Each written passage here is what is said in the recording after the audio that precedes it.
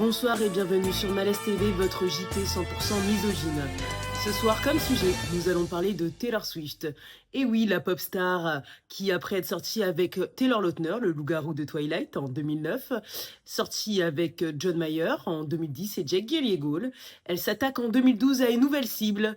Et c'est bien Harry Styles dont je parle. Vous en saurez plus dans notre reportage exclusif. Je lancerai donc le JT avec cette seule question. Taylor Swift et les hommes, est-ce qu'il lui les faut tous? Ha ha ha! J'ai essayé de vous duper avec cette veste. Mais non, je ne suis pas Luna Salomon. Je suis les lubies de l'humain. Ultimate Swifties. Pour traiter le sujet d'aujourd'hui, à savoir une analyse de Blank Space, j'ai décidé de vous plonger un peu dans l'univers médiatique de la presse à scandale de 2014 qui tenait ce genre de propos.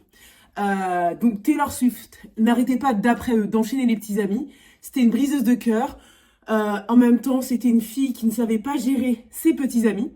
Et donc, c'est cette atmosphère qu'il faut bien avoir en tête pour comprendre Blank Space qu'on va étudier aujourd'hui.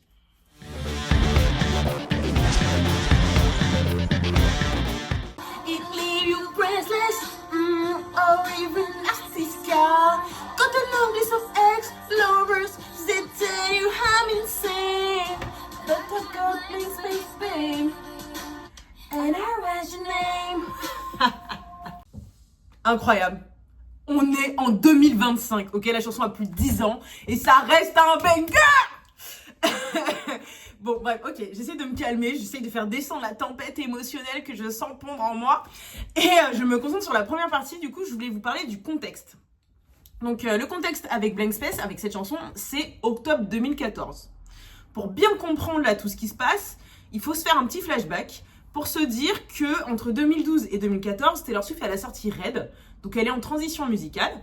Elle est passée de la country, on va dire, à la pop.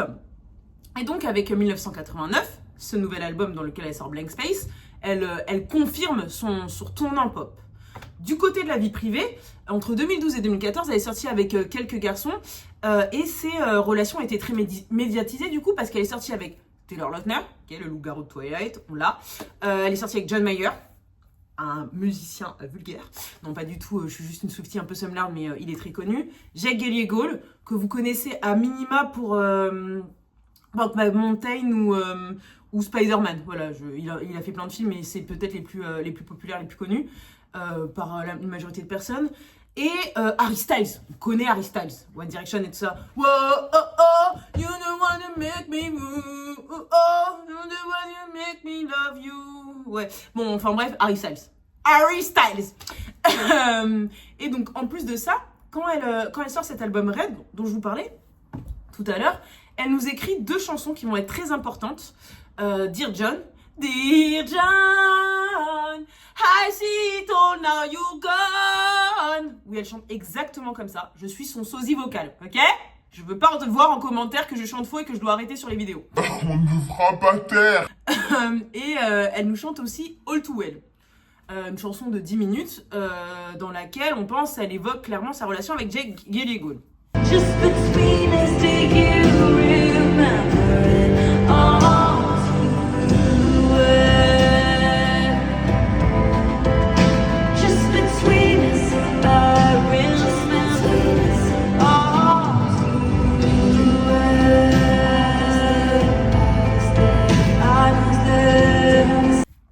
Le résultat, c'est qu'on a la presse People qui va s'en donner à cœur joie de 2012 à 2014.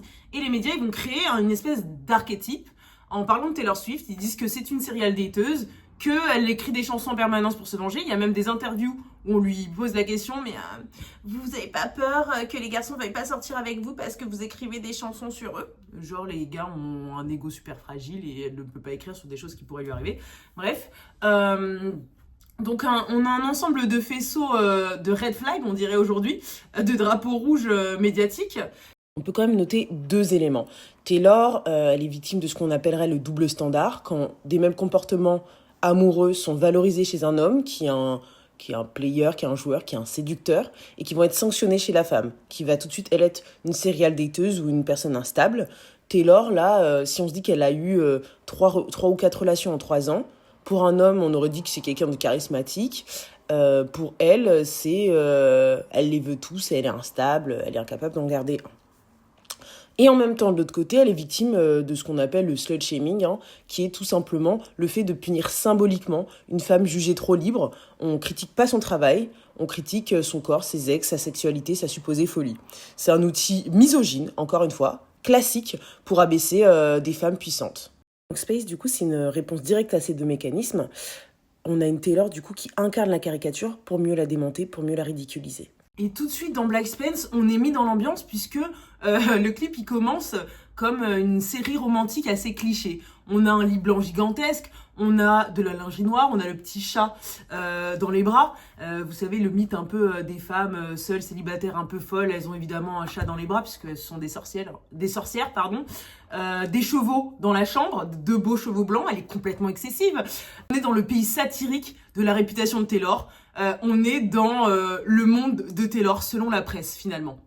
Et dans ce petit théâtre, du coup, il y a 3 acteurs principaux. Il y a Tété, évidemment. Et donc là, elle est dans son costume, elle est dans son rôle de fille bourgeoise, excessive, obsédée par l'amour. Il y a You. You, c'est l'amant dont elle va parler tout au long de la chanson. C'est le nouveau mec qu'elle décrit comme New Money, Suit and Tie. Donc, nouvelle monnaie, costume et cravate. Qui a l'air très très confiant. Alors qu'en même temps, elle nous dit tout de suite I can read you like a magazine. Donc, je peux te lire comme un magazine pour dire qu'il est transparent. Donc le playboy de base, finalement, un peu creux, nous dit peut-être qu'elle insinue avec ironie. Et il y a nous, le public. Et en fait, plusieurs fois dans le clip, on a Taylor qui brise un peu le 4e mur en regardant directement la caméra, limite en nous faisant un petit clin d'œil pour dire c'est à vous que je parle. On se concentre enfin un peu sur les paroles.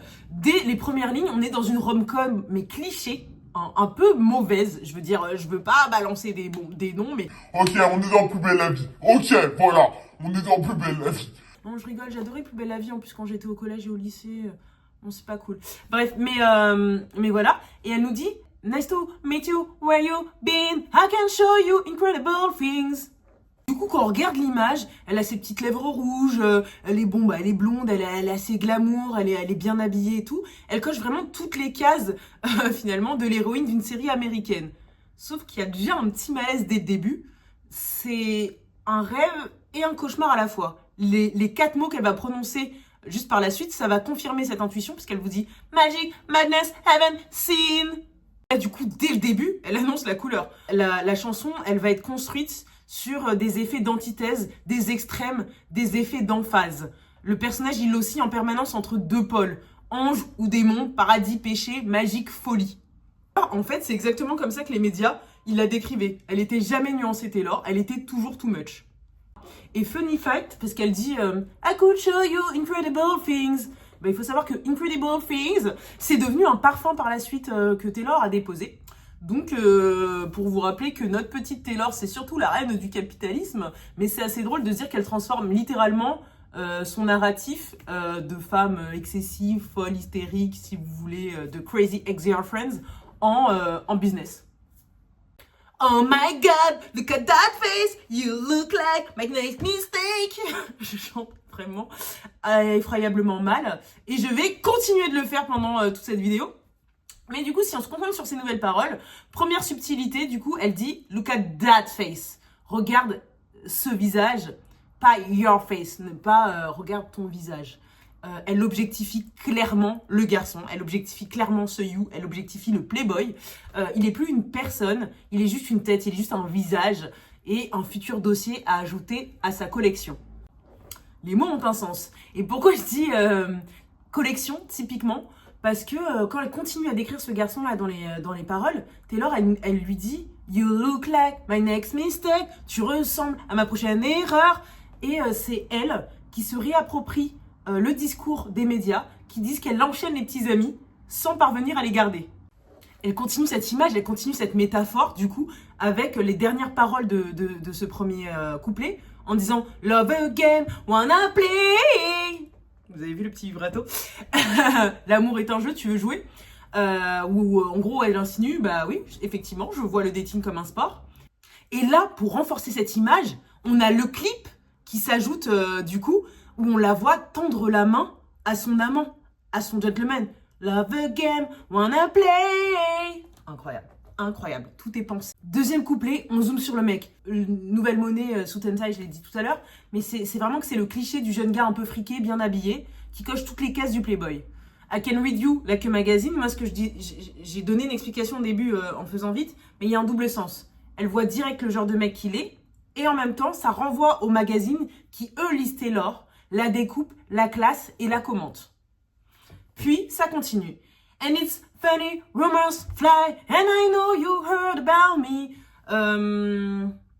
C'est drôle, toutes ces rumeurs qui volent à droite à gauche. Je sais que t'as entendu parler de moi. Tout le monde a entendu en fait ce qu'on dit d'elle. Lui aussi, nous aussi.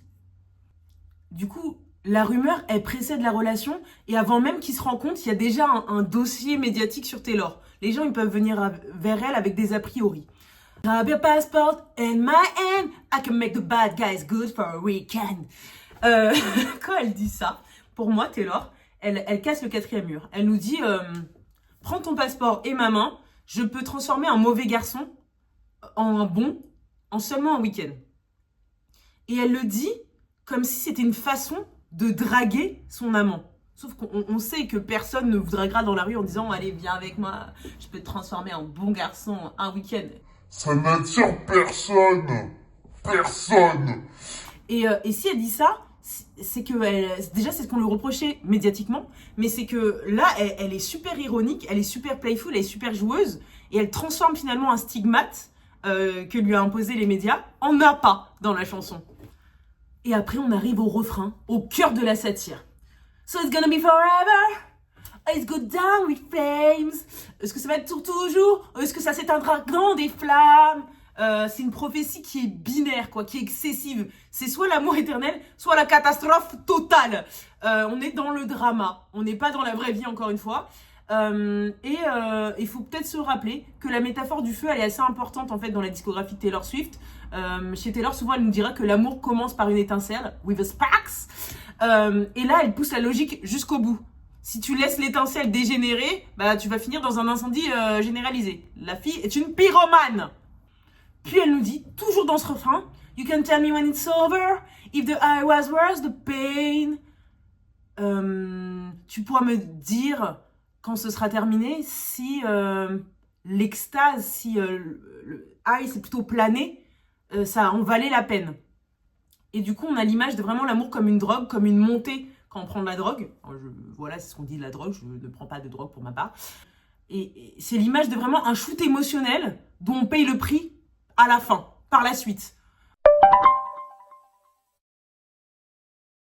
Là, on va voir la ligne culte. Souvent entendu, les gens ont souvent pensé qu'elle disait Starbucks Lover, alors qu'elle disait Got a long list of ex-lovers that tell you I'm insane. J'ai une longue liste d'ex et ils te diront tous que je suis tarée. Et là, on a tout le concept finalement de la chanson qui tient là. La liste d'ex, c'est ce que les tabloïds passaient leur temps à rappeler. Et ils te diront que je suis folle, c'est le jugement médiatique qui est résumé en une seule phrase. Et dans le clip, et c'est là où je trouve que le clip il est génial, c'est qu'il permet à chaque fois de souligner, mais au marqueur, tout ce qu'elle dit, d'appuyer super fort ses propos. C'est le moment où dans le clip, effectivement, on voit une galerie de portraits, un peu le couloir des victimes de Taylor Swift, quoi, la playeuse, la dateuse frénétique.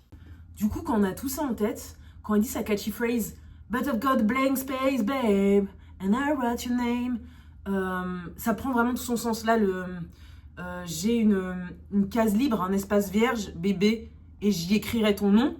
Le blank space, c'est à la fois une case libre qui fait référence à son prochain ex, dans la soi-disant longue série de dating sans fin de Taylor Swift, mais ça peut être un niveau un peu plus méta, un peu plus vicieux, une espèce de Death Note qu'elle tiendrait. Et la vraie liste noire, c'est pas celle de ses ex, c'est peut-être la liste de tous les tabloïds qui parlent mal d'elle. Et là, dans ce clip, dans cette chanson, elle leur dit clairement « Je vous vois. Je vois clairement ce que vous écrivez sur moi. J'ai tout en tête et j'en fais une chanson. » Je vais pas tarder à m'arrêter parce que je trouve qu'on a quand même bien l'idée de Blank Space, ce côté un peu revanchard en tête, ce côté revanchard qui est très important dans la discographie de Taylor quand même, faut être honnête. Mais il y a quelques formules que je trouvais assez sympas et que j'ai relevées, donc que je vais continuer à détailler. Cherry lips, crystal skies, I could show you incredible things, stunning kisses, pretty lies, you the king, baby, I'm your queen. Donc là, elle est toujours en couple avec le garçon qu'on voit dans le clip. Et on a un cadre assez idyllique. Elle a ses lèvres cerise, c'est Cherry Lips dont elle nous parle. Mais chaque image, elle a un double fond. Cherry Lips, c'est le rouge iconique un peu de Taylor Swift. Mais c'est aussi le rouge de la lettre A de la lettre écarlate, le symbole des femmes de mauvaise réputation. Pardon. Sorry. So bilingual. Crystal Skies, qu'a dit, le ciel de cristal, c'est magnifique, mais en même temps c'est fragile, c'est cassable, comme les illusions. Aussi, on peut se demander si Crystal, c'est pas, encore une fois, une petite référence à la drogue éventuellement, à ce high, au fait de planer. Elle nous parle de King and Queen. Il y a un côté conte de fées, ça c'est la version positive. Mais de l'autre, on peut aussi se dire que c'est un jeu de pouvoir, un jeu de domination, des monarchies toxiques où chacun a son rôle à jouer. Le pivot absolu de la chanson, il arrive au moment où elle dit « Wait, the worst is yet to come. Oh no. » Oh no. J'ai perdu le rythme. Mais là, c'est le moment où on quitte finalement cette fausse rom-com pour rentrer dans le thriller psychologique, j'ai envie de dire. Voilà, Ted Bundy est rentré dans le chat. Screaming, crying, perfect storms, I can make all the tables turn. Donc des cris, des larmes, parfaite tempête, je peux faire tourner toutes les tables. Et du coup là, on a Taylor qui embrace, qui incarne pleinement la version tabloïd. Elle est jalouse, elle est paranoïaque, elle est manipulatrice, elle est imprévisible, elle est folle, elle est hors de contrôle. Elle se peint comme une espèce de manipulatrice émotionnelle, puisque juste avant elle nous disait find out what you want, be that girl for a month. Donc je trouverai ce que tu aimes pour faire semblant d'être cette jeune fille. Et là on est dans une apothéose, même qu'on voit dans le clip, où elle a l'air complètement cinglée quoi. D'ailleurs dans le clip c'est too much, c'est n'importe quoi. Elle accumule tous les stéréotypes de l'ex folle. Elle coupe ses vêtements, elle plante un couteau dans le tableau, elle saccage la voiture à coups de club, elle balance des assiettes, elle jette son téléphone. Enfin, elle est fada, comme diraient nos amis sudistes. Et du coup, chaque action est caricaturale, mais on purpose. Mais insupportable. Je suis vraiment trop bilingual. Mais oui, elle fait exprès d'être dans cette caricature pour nous dire, vous voyez que je suis pas comme ça, personne n'est comme ça en fait. Et juste pour rappel quand même, cette trope, ce motif de l'ex-petite amie folle, il est très très utilisé et les études féministes en ont pas mal parlé parce qu'elles disent que justement c'est conçu pour délégitimer les émotions des femmes. On dit que si elle part fort, c'est qu'elle est folle. Si elle pleure beaucoup, c'est qu'elle sait pas gérer ses émotions parce qu'elle est folle, etc.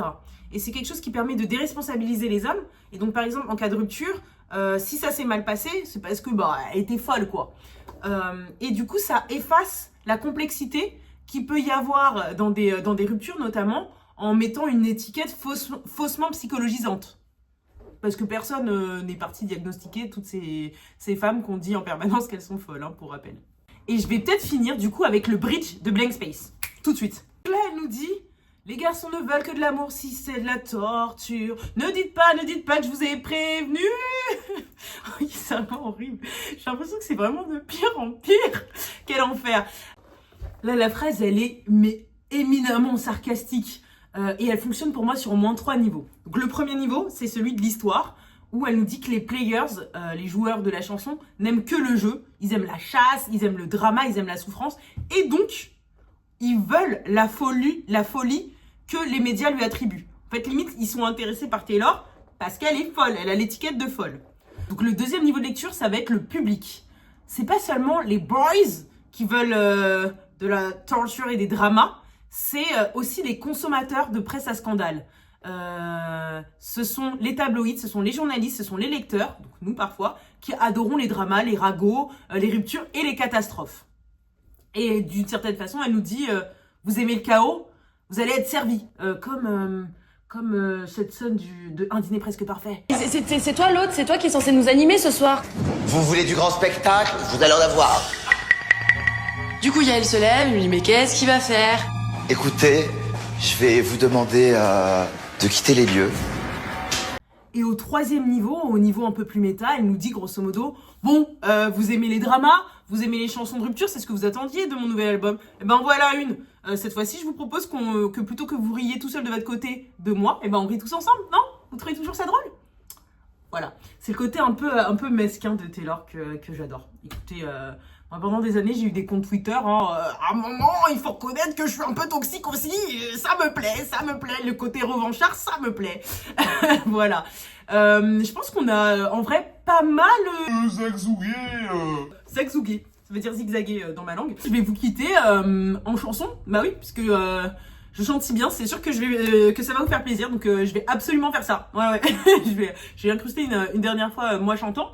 Mais si on devait résumer Blank Space, c'est un mélange de je vous emmerde et de je vous vois en même temps que Taylor Swift adresse à la fois à la presse à scandale et une partie du public, voire peut-être même de son public.